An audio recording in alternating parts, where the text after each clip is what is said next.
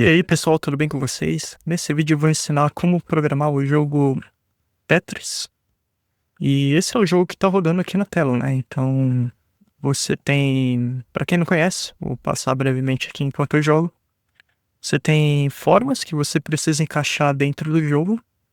E conforme você vai encaixando essas peças, você vai ganhando pontos e eliminando linhas desse tabuleiro, vamos dizer assim. Então, por exemplo, eu vou completar uma linha daqui a pouco. E completando essa linha, como vai ser agora, ele adiciona mais pontos e elimina a linha completa, né? Então, esse é o jogo do Tetris que a gente vai estar aprendendo a como programar hoje. Então, sem mais delongas, vamos para o código.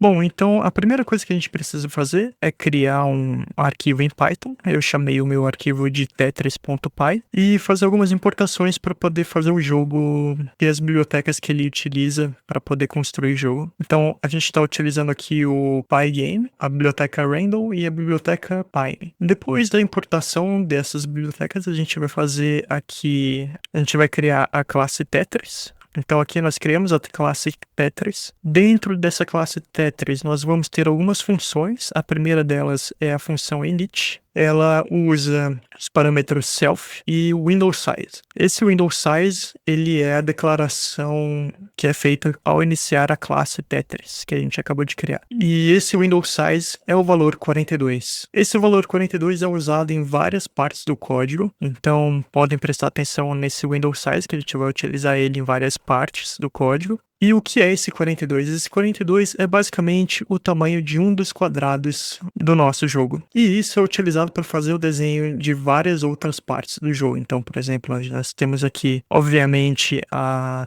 grade do nosso jogo, as formas do nosso jogo, mas também nós usamos esse valor para poder desenhar, por exemplo, esse valor next e também a pontuação e a velocidade do jogo. Então, a primeira variável que nós vamos ter aqui na nossa função init vai ser a variável window, que é a base para desenhar o nosso jogo, onde nós estamos setando aqui o tamanho do nosso display. Então, o tamanho do nosso display é o window size, que é 42, vezes 14 colunas e vezes 20 linhas. Então, o nosso board aqui do jogo, que é a tela do nosso jogo, é dividida em 20 linhas e 14 colunas. Aqui no jogo, onde tem esse grid, ele é 10 colunas por 20 linhas, e essa parte da pontuação e das formas, ela tem mais 4 quadrados. Seguindo isso, nós fazemos a inicialização da nossa fonte do texto, e nós também definimos qual que vai ser a fonte utilizada, que vai ser a Courier New, e também nós definimos o valor do tamanho dessa fonte, que vai ser 42 pixels, que eu usei como base também da declaração da nossa classe, que é o número 42 logo aqui em cima. Logo depois nós temos as variáveis clock e time. A variável clock é basicamente para definir o FPS do nosso jogo, que vai ser 60 frames por segundo, e a variável time vai ser uma variável que é utilizada ali para poder dar a velocidade do caimento das peças no nosso jogo. Seguindo, nós temos aqui as variáveis de cor do nosso jogo. Então, aqui nós temos preto e branco, como nós vemos aqui, preto e branco. Também temos o cinza, que é a grade do nosso jogo. E para as formas, nós temos aqui roxo, azul, azul claro, vermelho, laranja, amarelo e verde. E também uma coisa importante é que cada uma dessas cores, das formas do nosso jogo, tem um color code que eu defini aqui, que eu tô deixando destacado aqui nos comentários depois de cada declaração das cores, que a gente vai utilizar ao decorrer do jogo. Então, por exemplo, a cor roxa, que é purple, ela tem aqui o color code como P. Então a gente vai ver como esse color code é utilizado para poder seguir desenhando as peças da forma correta no nosso jogo. Qualquer dúvida, vocês podem voltar aqui para a declaração das cores e vocês vão identificar ali o color code de cada uma dessas cores. E por fim, nós declaramos aqui a variável left-click-status, que é uma variável de mouse para a gente poder fazer o clique no botão Restart quando o jogo termina aqui no Tetris.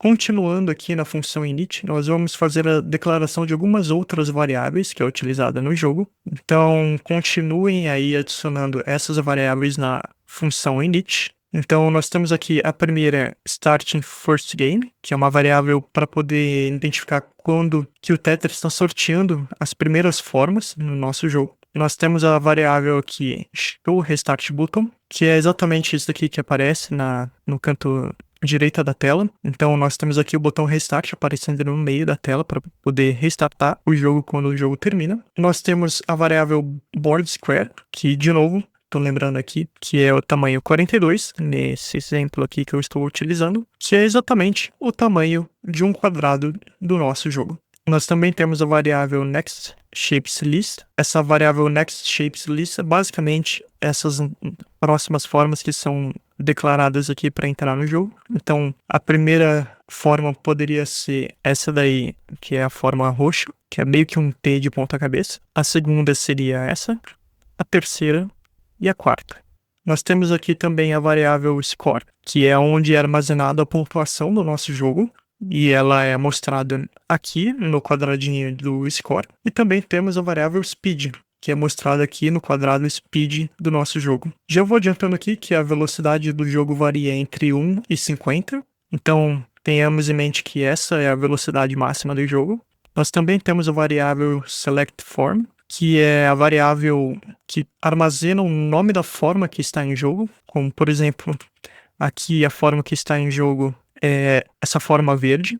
Também temos uma variável shape position, que é a posição dessa forma em jogo. No caso aqui, essa forma em jogo está na posição 4x e 4y, é contada aqui do canto superior esquerdo da tela.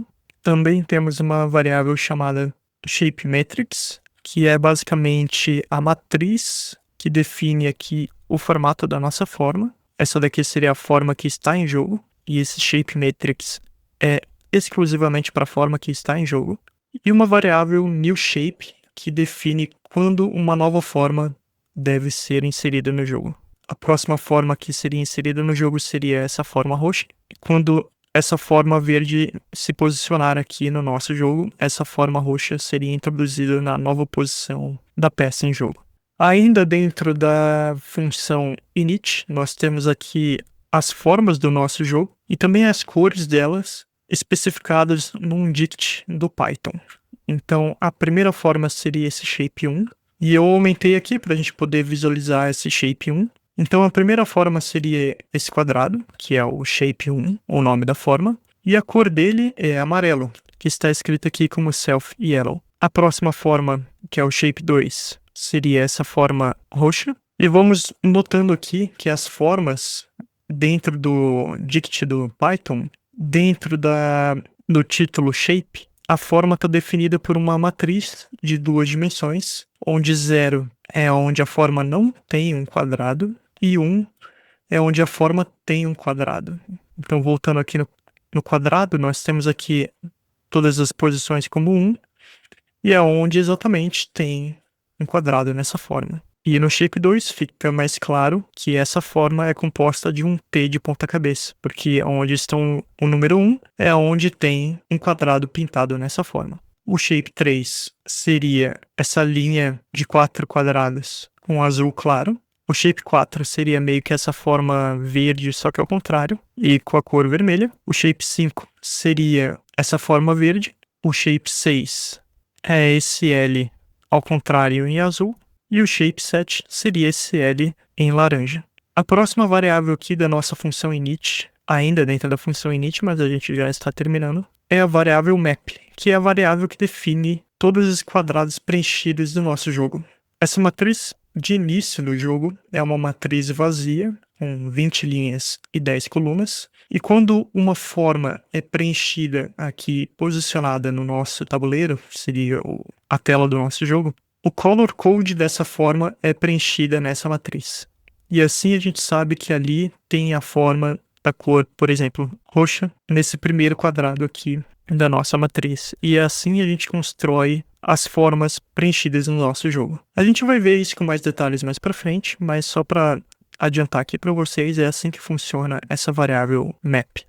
Então, partindo aqui para a primeira função do nosso jogo, essa função é a função clear window. que é basicamente uma função que limpa o último desenho feito na nossa tela. Então, o último desenho na nossa tela poderia ser exatamente esse, e depois de executar essa função, a nossa tela ficaria dessa forma, pintada de preto, que é exatamente a cor que a gente quer ter como fundo para o nosso próximo desenho do jogo. E no loop do nosso jogo, nós temos o loop escrito dessa forma aqui. Então, nós temos a declaração da variável Tetris, que é a classe Tetris com o número 42 para o tamanho do nosso quadrado do jogo. Se no computador de vocês ficou muito grande ou muito pequeno, vocês podem alterar esse valor aqui. Então, se ficou grande, vocês podem colocar um número menor, como por exemplo 12 aqui para a declaração da classe, que a tela do jogo de vocês vai ficar menor. Mas aqui no caso eu utilizei 42 porque eu estou desenhando aqui no monitor uma proporção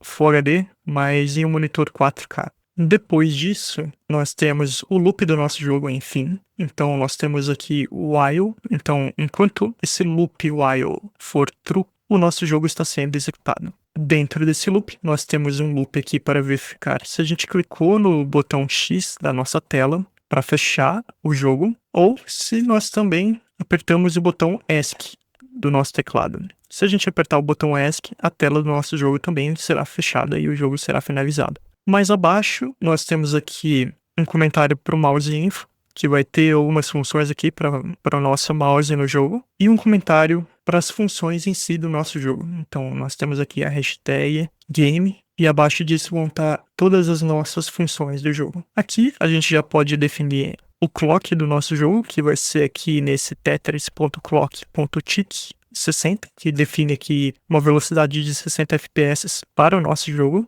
E também nós vamos definir aqui a primeira função que a gente viu, que é a função clearWindow. Então a próxima função que a gente vai ter aqui no jogo é a função mouseHasClicked, que é basicamente uma função que define aqui uma tupla, onde vai saber aqui que botão foi clicado. A gente vai ver isso daqui melhor no próximo slide, mas essa função basicamente define se você clicou no botão esquerdo do mouse, que seria esse left button, se você clicou na rodinha do mouse, que é esse center button, ou se você clicou no botão direito do mouse, que é esse right button.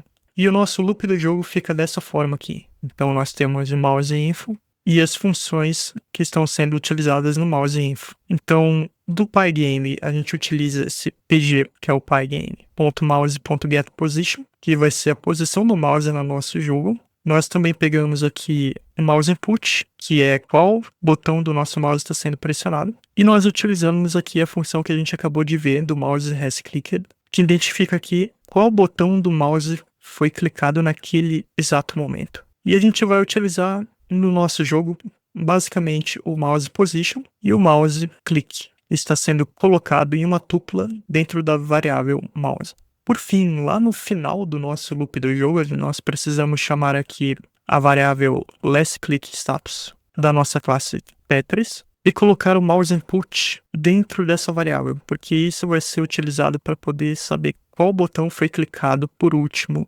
aqui no nosso jogo. Aqui eu já vou trazer duas funções que são importantes para o nosso jogo, que é a função getColor e a função getColorCode, que é basicamente um depara para saber, por exemplo, eu tenho o color code que a gente viu lá no início da nossa classe. E, por exemplo, poderia ser a string R. A string R, se cair nessa função getColor, vai cair nesse if aqui, e esse if vai retornar a cor vermelha do nosso jogo. Eu criei essas duas funções para poder extrair o color code e também a cor que vai ser utilizada no nosso jogo de uma maneira mais simples. Então, essas duas funções, elas são opostos uma da outra, e uma funciona recebendo como input o color code, que retorna a cor, e a outra funciona recebendo a cor em si, retornando o color code. A próxima função é a função drawShapesInGame. Então, nós temos aqui essa função dividida em duas partes. Então, a primeira parte da nossa função é essa parte aqui, que desenha as formas já colocadas no nosso jogo. E a segunda parte da nossa função é essa parte aqui, que desenha a forma que está em jogo, que é basicamente a forma que ainda está caindo no nosso jogo. Para a gente entender melhor, essa função trabalha em conjunto com a variável map. E agora sim a gente consegue ver como a variável map funciona. Então, nós temos aqui a variável vazia, com todos os blocos com a string vazio, que representa o quadrado preto. E quando existe uma forma posicionada no nosso jogo, ela é preenchida pelo color code dessa forma. Então eu vou colocar minha câmera aqui mais para cima e a gente vai ver como isso funciona. Então, por exemplo, esse primeiro traço aqui, que é a forma de 4 quadrados em linha, que é pintada com a cor azul claro, ela está representada aqui no nosso color map com o color code L. E esse color code está na mesma posição que as cores preenchidas aqui no nosso board. Outro exemplo seria essa forma quadrada em amarelo. Então, esse quadrado amarelo está exatamente aqui na nossa variável map. E por último aqui nós temos mais um exemplo para ficar bem claro. Essa forma em roxo, ela está posicionada bem aqui em cima de outras formas, no meio da nossa tela. E o color code dela fica bem aqui no meio da nossa variável map. Uma outra coisa importante que eu já falei, mas eu vou ressaltar aqui, é que a nossa tela aqui do nosso jogo é desenhada com duas coordenadas, a coordenada X e a coordenada Y. A coordenada X, ela cresce da esquerda para a direita, e a coordenada Y, ela cresce de cima para baixo, iniciando essas duas coordenadas aqui no canto superior esquerdo da nossa tela.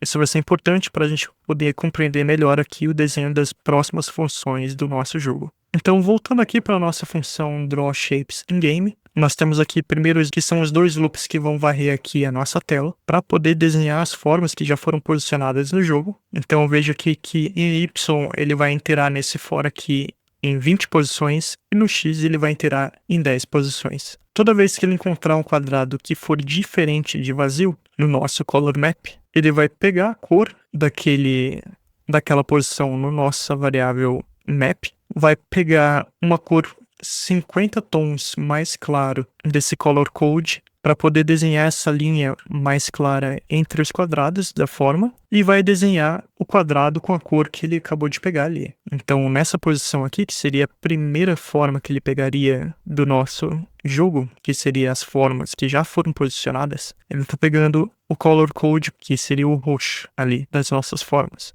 Da mesma forma, ele vai fazer exatamente isso para a forma que está em jogo, só que utilizando outra variável, que é a variável ShapeMatrix com a posição da forma no nosso jogo, que é a variável ShapePosition. Então aqui a gente primeiro pega essa variável ShapePosition, eu estou separando aqui a ShapePosition em X e Y, para ficar mais fácil o entendimento aqui do nosso código. Então o ShapePosition está na posição x igual a 4 e y igual a 4, que é exatamente aqui o canto superior esquerdo da nossa forma. Nós pegamos da mesma forma o color code dessa forma e nós pegamos, a partir desse color code que foi selecionado ali, uma cor 50 tons mais claro para poder fazer aqui essa linha interna da forma. Então, novamente, a gente percorre por um loop, só que agora o loop é do ShapeMatrix. Então, nessa forma em específico, o ShapeMatrix é esse shape aqui, que é uma matriz de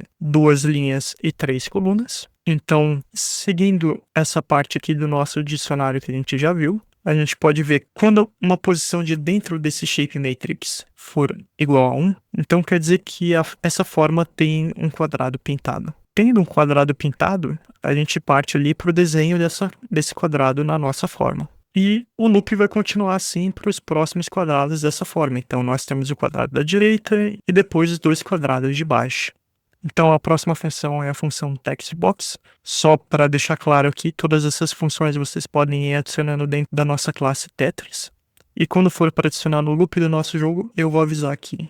Então, continuando aqui, essa função TextBox é bem interessante porque a gente consegue definir tudo o que precisa ser feito nos parâmetros da função. Então, nos parâmetros da função, nós temos aqui o texto que vai ser escrito no quadrado, que vai ser desenhado ali na nossa tela, a posição desse quadrado em um número que é a posição do quadrado na nossa tela, que ficou bem direto aqui, e a dimensão desse quadrado. Então, esse quadrado vai ser um quadrado de 2 linhas por 3 colunas, então esse vai ser o tamanho do quadrado no width e no height. e um booleano, que é esse background fill, para saber se vai ser um quadrado preenchido em branco ou se vai ser um quadrado preto, como aqui na pontuação do nosso jogo. A primeira coisa que acontece aqui na nossa função é a definição da posição x e y desse quadrado e a dimensão dele na largura e na altura. Então, eu desenhei aqui embaixo, aqui na esquerda, um quadrado que, por exemplo, se o background fill for true, então ele vai pintar o quadrado de branco. E eu defini aqui, acho que pelas proporções, um quadrado de 2 linhas e 4 colunas. Agora, se esse quadrado for preenchido com background fill false, então o interior desse box vai ser preto. Seguindo aqui como se o interior desse box fosse preto, nós definimos ali nas linhas anteriores o que vai ser escrito nesse quadrado, que é exatamente essa linha aqui que está com a variável nextText. Então, aqui está o nosso texto, que é o text, e tendo já definido essa variável, a gente consegue saber o tamanho do texto que vai ser desenhado dentro desse box. E para poder posicionar esse texto exatamente no meio do box, a gente precisa saber a largura e a altura do texto. Então, aqui nessas duas variáveis, a gente pega a largura e a altura do texto, que é o nextText w, que seria o width, e o nextText h, que seria o height. Essas próximas duas linhas é basicamente um cálculo para poder posicionar o texto no centro do box. E por fim, nós colocamos esse self-window.bleach, que é basicamente colocar o texto na tela do nosso jogo. E tendo já os cálculos feitos, a gente coloca exatamente no meio desse box.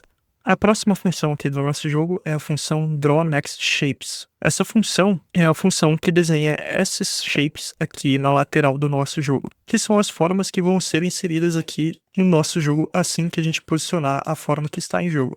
Então nós temos aqui a primeira forma é o shape 2, a segunda é o shape 6, a terceira é o shape 5 e a sétima é o shape 7. Então, iniciando ali a nossa função, nós temos um for que vai passar por esses 4 shapes. E a primeira variável define qual forma nós vamos desenhar. Então, a primeira forma que nós vamos desenhar aqui é o shape 2, que é exatamente esse dict aqui que eu peguei no canto esquerdo da nossa tela. Tendo esse shape em mente, nós pegamos aqui com esse cálculo que está na linha destacada, a posição inicial do desenho que a gente vai fazer na nossa tela. Então, e a posição onde está o pointer agora é onde a gente vai iniciar o desenho dessa forma. A gente também vai pegar a cor do shape que a gente vai desenhar, que é esse border color, que na verdade é a linha entre as cores dos quadrados do nosso shape, que seria um roxo mais claro. E nós vamos fazer um loop aqui agora, que é o loop de todas as quadradas do nosso shape que a gente vai desenhar.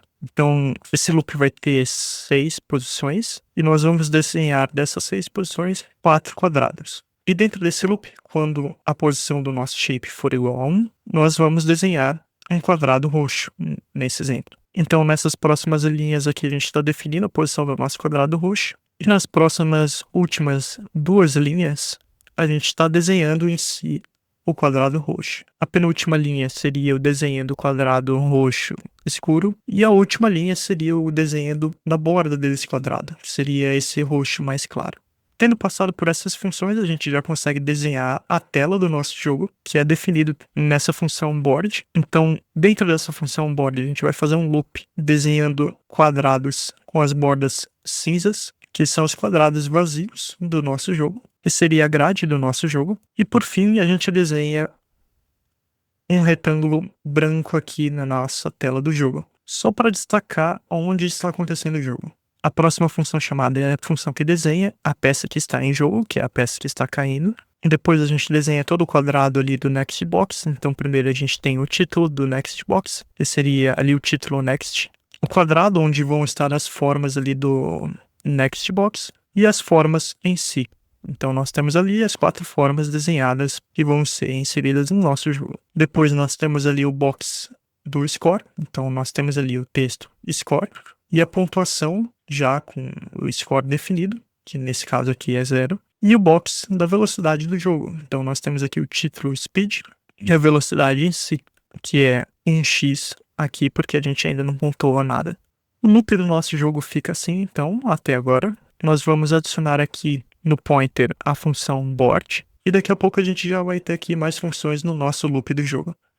Aqui nesse slide eu já estou trazendo 3 funções, que são funções bem curtas, que é a função newRandleShape, que é basicamente uma função aqui que vai retornar a string shape, mais uma string de um número entre 1 e 7, que vai ser sorteado aqui com a função random. Então, por exemplo, aqui embaixo nós temos o return dessa função com shape underline mais 2, que seria aqui uma forma que está sendo adicionada no jogo. Nós temos a função addRandleShape, que é uma função que adiciona um shape novo na nossa lista de next shapes. Então, basicamente aqui o que acontece é um for que percorre por todas as strings dessa lista. Então, pulando a primeira posição, que é a posição 0 do nosso loop, nós pegamos a posição atual do nosso loop e passamos para a posição anterior do nosso loop. Então, aqui nós estamos movendo tudo uma posição para a esquerda. Então, aqui na primeira posição, nós temos a transição de um shape 6 para a primeira posição.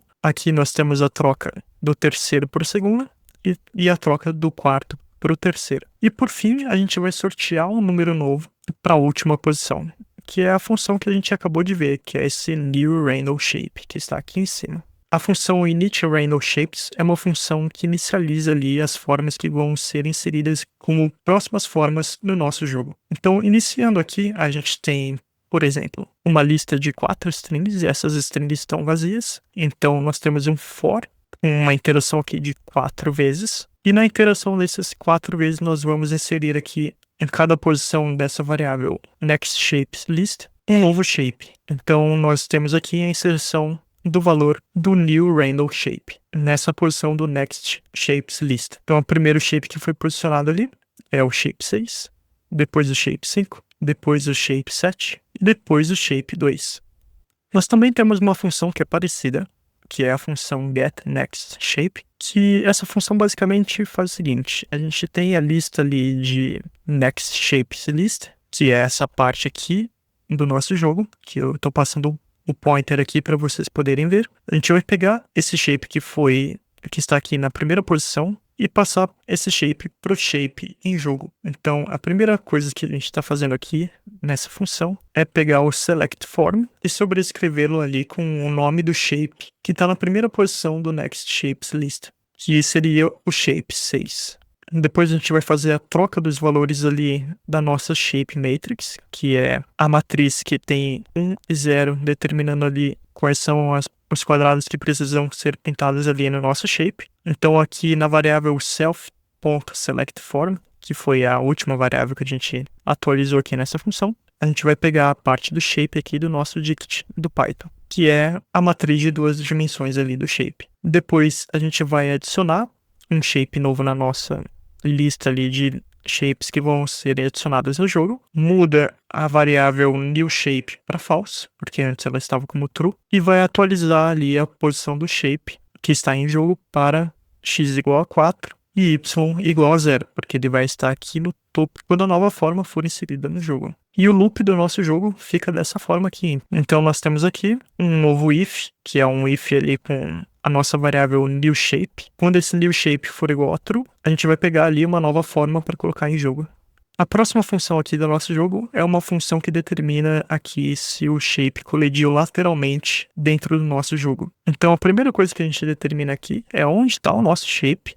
Então a gente pega aqui no shape position a posição que o shape está no jogo e depois nós percorremos um loop em todos os quadrados desse shape no jogo. Se esse shape estiver ocupando a posição de um quadrado já preenchido com color code, então quer dizer que ele colidiu lateralmente. E ele vai retornar aqui que esse shape foi colidido com outra forma no jogo. E se não aconteceu nenhuma colisão, ele retorna falso. A correção da posição desse shape vai ser feita em outra função. Essa função aqui só determina se ele está colidindo ou não. Mas a correção da posição desse shape, para não ficar o shape em jogo em cima de uma forma que já foi posicionada, vai ser determinada ali em outra função.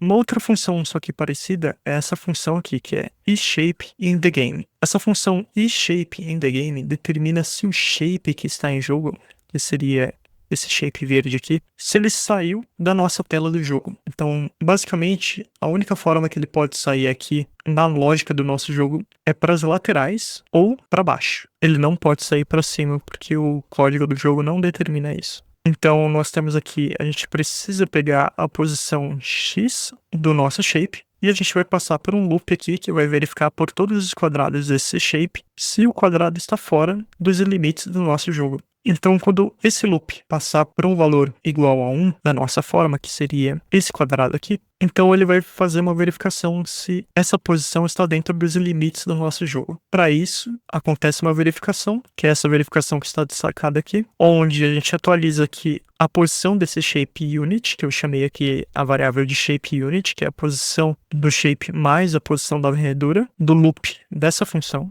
E nós verificamos aqui se esse shape unit, que é a posição atual do quadrado dentro da varredura dessa função, se ele está em um range ali entre 0 e 9. Se ele estiver, tudo bem, nós passamos aqui pelo pass no Python, mas se não, ele vai retornar false, dizendo que o nosso shape não está dentro do jogo, ou seja, ele está fora aqui das laterais do nosso jogo. A verificação se o shape chegou no final do jogo acontece em outra função que a gente já vai ver. Mas continuando aqui, se tudo estiver certo e o shape estiver dentro do nosso jogo, essa função retorna true.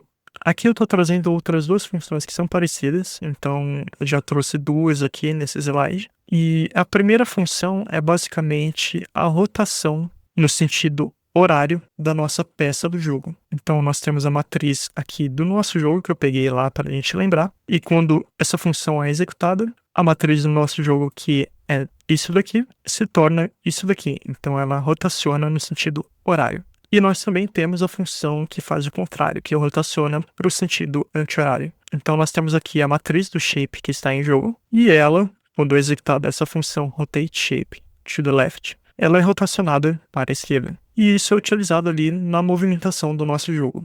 A gente já vai ver essas funções sendo chamadas aqui no jogo, que vai acontecer na função move, quando a gente chegar lá.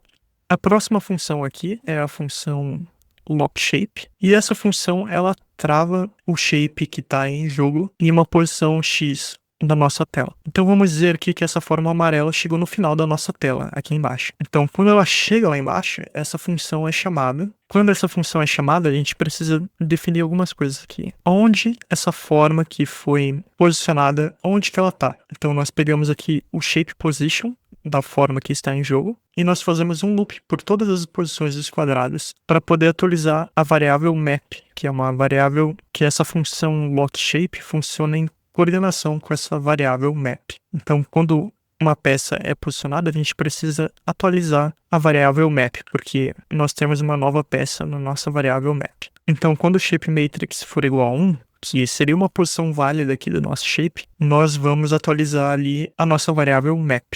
Então, aqui nós temos aqui a nossa forma amarela posicionada no nosso jogo, que seriam esses 4 Ys aqui de amarelo, que seria yellow em inglês, na nossa variável map do jogo. E por fim, nós chamamos aqui a função getNextShape, porque afinal nós posicionamos a peça que estava em jogo, e a gente precisa de uma nova peça. Então, a próxima peça que foi chamada aqui foi essa linha azul claro. A próxima função seria a função que manda a forma para o final da tela do nosso jogo, que seria ali pressionando space, que a gente já vai ver, que seria o espaço do teclado. E para fazer isso, já que a nossa tela tem 20 posições na vertical, nós temos aqui de início um loop com 20 interações. E cada interação desse loop, ele move a peça que está em jogo uma posição para baixo. Depois que ele faz isso, a gente precisa checar ali se essa peça ela colidiu com alguma outra peça ou se ela chegou no final do nosso tabuleiro.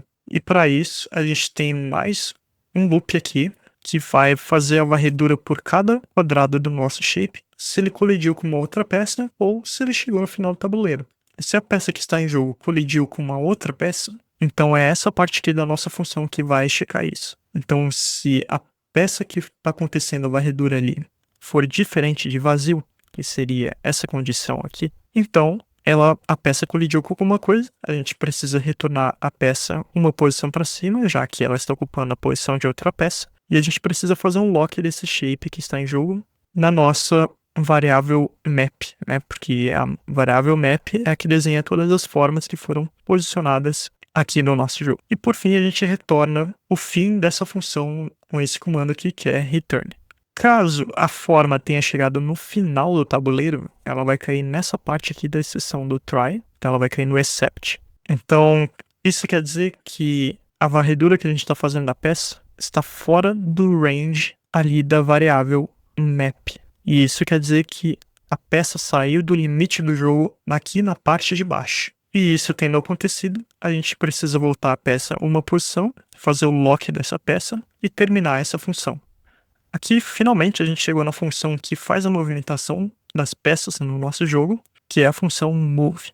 Então, aqui nessa função, a gente tem ali a tecla WASD, que faz a movimentação das coisas em diversos jogos. Só que no nosso jogo, a gente vai usar só a tecla ASD, que é a movimentação para a esquerda, que é o A, para baixo, um quadrado para baixo, no caso, que seria a tecla S, e um quadrado para a direita, que seria a tecla D. Mas aqui, nas checagens das teclas que foram pressionadas nessa função, eu também adicionei as setas do teclado. Então, você pode pressionar a seta do teclado para a esquerda, que seria essa tecla aqui, para baixo, que seria a movimentação da peça um quadrado para baixo, e para a direita, que seria a movimentação de um quadrado para a direita. Também nós temos a rotação da peça no sentido anti-horário. Então, nós temos aqui a letra Q, que faz esse comando, que é basicamente ali próximo dessas teclas WASD. E temos aqui também a rotação no sentido horário da peça. Então, nós fazemos isso aqui com a letra E do teclado. A gente rotaciona a peça aqui no sentido horário dessa forma. E, por fim, nós temos a tecla do espaço do teclado, que é a tecla Space, aqui no código. Aqui, Space.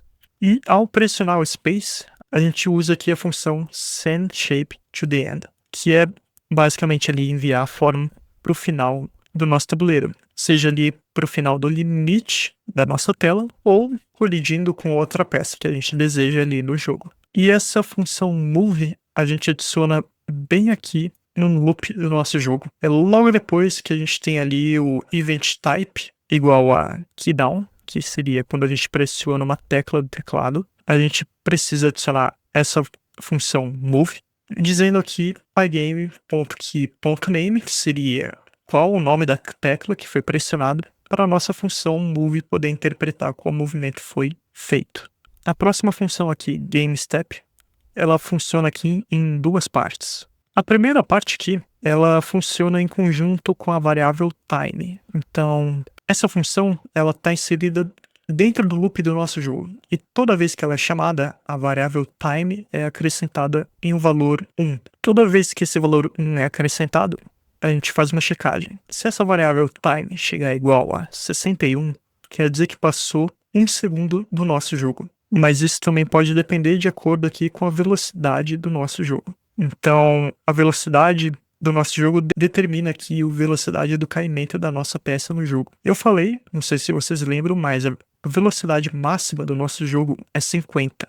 E o número que está aqui nesse if é 61. Então, se a gente fazer uma conta aqui de cabeça, a gente consegue saber aqui que quando a velocidade é 1, a movimentação da peça sozinha para baixo, ela se movimenta um espaço para baixo a cada 1 segundo quando a velocidade é igual a 1. Quando a velocidade é igual à velocidade máxima, que é 50, então nós temos que fazer a conta aqui. 61 menos 50 quer dizer que quando o time é igual a 11, nós vamos fazer aqui a movimentação da peça para baixo. Então a velocidade máxima que a peça pode descer para baixo é 1/6 segundos. E isso eu testei aqui, eu acho que é uma velocidade razoável aqui para uma velocidade máxima para o nosso jogo. Então, quando esse if é satisfeito, a gente tem aqui a movimentação da peça uma posição para baixo e o time, que é a nossa variável de parâmetro aqui, é igualado a 0. A segunda parte dessa função é uma checagem se o shape que está em jogo colidiu com alguma coisa, que é um código que a gente já viu em outra função. Então eu vou passar mais rápido. A gente basicamente pega a posição do shape que está em jogo, a gente faz um for por todos os quadrados desse shape e verifica aqui se ele colidiu com uma outra peça ou se ele chegou no fim do tabuleiro. Se uma dessas duas coisas aconteceu, a gente volta a posição do shape igual a -1 aqui, né? Então a gente vai voltar a um quadrado e a gente vai fazer o lock do shape na variável map do nosso jogo. E isso vai posicionar o shape que está em jogo ali na nossa tela e vai nos dar ali uma nova peça. E essa é a função GameStep. Ela dá um step de início ali a cada 1 segundo para poder dar uma velocidade para o nosso jogo. E o loop do nosso jogo, a gente precisa adicionar essa função aqui. Então, abaixo da função board, a gente adiciona essa função GameStep. Eu estou trazendo aqui mais 2 funções, que são funções mais curtas. A próxima função é a função GameSpeed. E essa função GameSpeed, ela basicamente aqui define a velocidade do nosso jogo. Então, como que a gente define a velocidade do nosso jogo? Eu cheguei a uma conclusão aqui que a cada 100 pontos que a gente pontua no jogo, a gente pode aumentar em mais 1 a velocidade do nosso jogo. E quando a gente atinge a velocidade de 50, a gente pode travar essa velocidade ali como velocidade máxima. E a gente faz isso com a função min do Python. Seria o mínimo que a gente quer para um cálculo específico. Então, nós temos aqui a velocidade igual a 1 e o score com essa barra por 100, que retorna ali basicamente quantas vezes a gente pontuou 100 pontos. A próxima função, ela funciona aqui em 3 partes, que é a função addPoint. Então, a primeira parte dessa função addPoint é a pontuação que a gente recebe por posicionar uma peça no nosso jogo. Todas as peças têm 4 quadrados, então a gente acabou caindo numa redundância aqui, poderia ser igual a mais 4. Mas eu faço aqui a contagem de cada quadrado da peça que está em jogo. E aqui fica a liberdade, né? Se você quiser adicionar uma forma diferente no jogo, vocês podem adicionar lá no dicionário das formas uma nova forma e até adicionar uma nova cor, se vocês quiserem. Você só precisa adicionar um novo color code ou utilizar um color code já existente no jogo de uma outra forma. Então, se vocês quiserem fazer um quadrado de 3x3 com uma peça faltando no meio, vocês podem adicionar essa peça lá e vai ser adicionado 8 pontos para essa forma. E aqui é interessante que dá para deixar uma função já preparada para uma expansão do jogo no futuro, se vocês quiserem aqui no canal. A segunda parte dessa função aqui é a pontuação por uma linha completa no jogo. Então, quando a gente completa uma linha no jogo, a gente recebe 10 pontos, porque são 10 quadrados eliminados. Foi assim que eu fiz a conta. E no final da função addPoint, eu adicionei ali uma atualização dessa variável speed do nosso jogo, utilizando ali a função que a gente acabou de ver aqui, que é a função GameSpeed, e atualizando o time do caimento da peça ali igual a 0, porque afinal a gente acabou de posicionar uma peça no nosso jogo. A próxima função aqui no nosso jogo é a função removeCompletedRows. Então quer dizer que quando a gente completa uma linha no nosso jogo, a gente vai rodar essa função aqui. E essa função funciona em 4 partes. Primeiro, aqui a gente tem uma linha quase completa. Então a gente tem 4 quadrados aqui, 3 aqui, falta 3 aqui no meio. E quando essa peça azul descer, a gente vai completar esses 3 quadrados que estão faltando aqui. E completar uma linha no nosso jogo. Então, quando essa função for chamada porque uma linha foi completa, nós vamos rodar esse código aqui. Então, primeiro, o que acontece? A gente vai mudar a cor dessa linha e a gente vai mudar para o color code igual a X, que seria ali a cor cinza, que está tabelado lá no início da nossa classe. Então, a gente vai passar aqui por uma função que vai varrer na nossa tela onde que está essa linha completa e vai substituir lá na nossa variável map essa linha por X, completando ali a cor na nossa tela com cinza. Depois de feito essa linha pintada de cinza, a gente vai dar uma limpada na nossa tela. Então a tela, lembrem aqui que a função clearWindow deixa a nossa tela preta. E depois a gente vai desenhar a nossa tela tudo de novo, só que agora com a cor preenchida ali como linha completa, a gente vai colocar a cor cinza. A gente vai fazer o update da tela do nosso jogo com essa função aqui do Pygame, que é o pygame.display.update, e vai dar 1 segundo de espera no loop do nosso jogo. Então aqui a gente tem um time.sleep igual a 1, que é 1 segundo de espera. Depois que a gente esperou 1 segundo, a gente vai fazer a remoção dessa linha cinza da variável map do nosso jogo. Então isso acontece aqui nesse for que está destacado. Então, aqui a gente está removendo as linhas completas que estão com X e colocando uma string vazia. E depois que a string vazia é colocada nessa linha, a gente vamos fazer assim um shift para baixo de todas as peças do nosso jogo. Então, é o que acontece nessa última parte da função. A gente tem um for que vai fazer uma varredura por todas as posições do nosso jogo, das posições que estão com color code ali marcado das nossas peças, e vai mover ela uma posição para baixo. É basicamente isso que acontece nessa função. A próxima função aqui é uma função que verifica se o jogo terminou. E para verificar se o jogo terminou, a gente precisa saber se a última peça que foi posicionada no jogo, se ela colidiu com alguma coisa, né? Então, a gente precisa pegar a posição dessa peça em jogo. A gente vai fazer uma verificação aqui se o botão Restart ele está ativo no nosso jogo. Então, se o botão Restart ainda não aparecer no nosso jogo, a gente está caindo aqui dentro desse if. Então, para o Restart Button, quando ele for igual a false, a gente vai seguir executando essa função aqui. E isso significa que nesse momento o nosso jogo ainda não terminou. Quando o nosso jogo ainda não tiver terminado, a gente vai fazer um for por todos os quadrados da forma que está em jogo, para verificar se ela está colidindo ali com alguma coisa.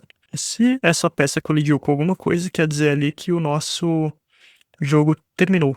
E depois que verificar ali que a peça colidiu com alguma outra peça, aonde não tem para onde a peça ir, a gente vai retornar essa função, só que antes a gente vai mudar o show restart button para true, porque agora a gente quer que o nosso botão restart apareça no jogo, e mudar o shape matrix para vazio, porque não tem necessidade de ter uma nova peça no jogo nesse momento.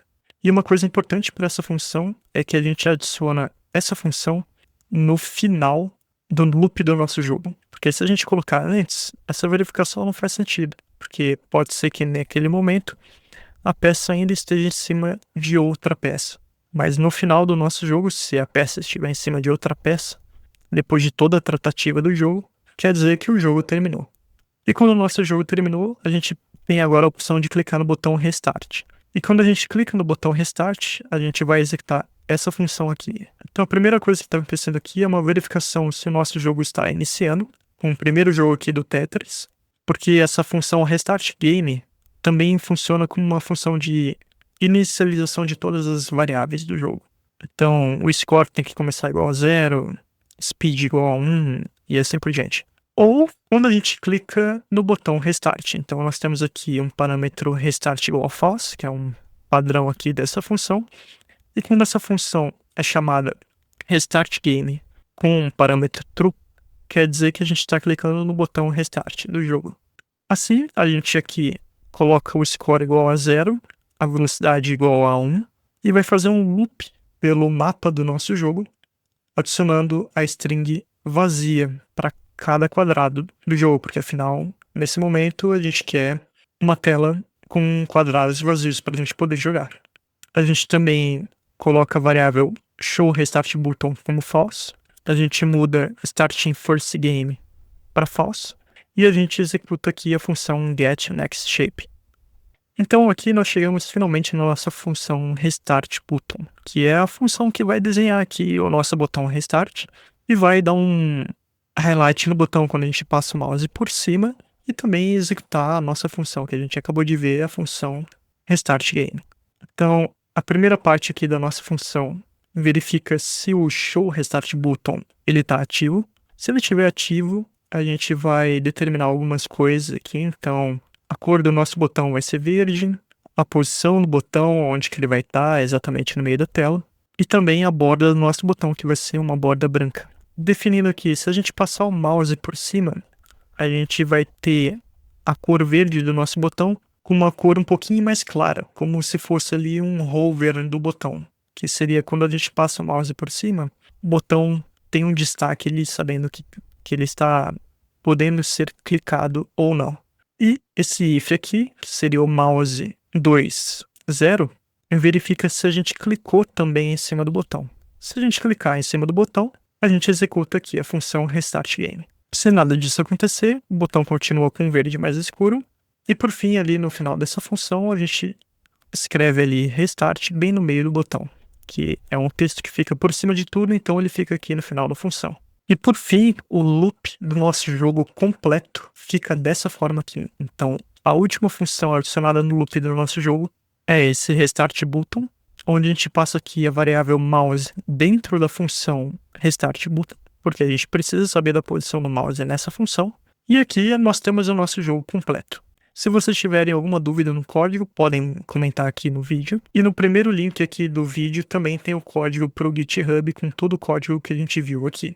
Bom, pessoal, se vocês gostaram desse vídeo e quiserem ver outros tutoriais de jogos aqui no canal, podem deixar o jogo que vocês querem ver aqui no canal nos comentários, que eu vou considerar aqui para fazer como vídeo. 2 tutoriais de jogos que eu fiz aqui no canal e que foram sugestões de inscritos foram o Sudoku e o Sokoban. Então, se vocês quiserem ver o jogo de vocês aqui, a sugestão do jogo de vocês aqui, podem deixar aqui no comentário que eu vou com certeza dar uma olhada no jogo. E também outra coisa que eu gostaria de saber de vocês, já que vocês ficaram até aqui, é se vocês gostariam de ver tutoriais de jogos em outras plataformas, então como por exemplo o Godot ou a Unity. Então, se vocês quiserem ver tutoriais de como fazer jogos nessas ferramentas, eu posso avaliar em fazer esses vídeos aqui para o canal. Bom, pessoal, para esse vídeo era isso. Muito obrigado e até mais.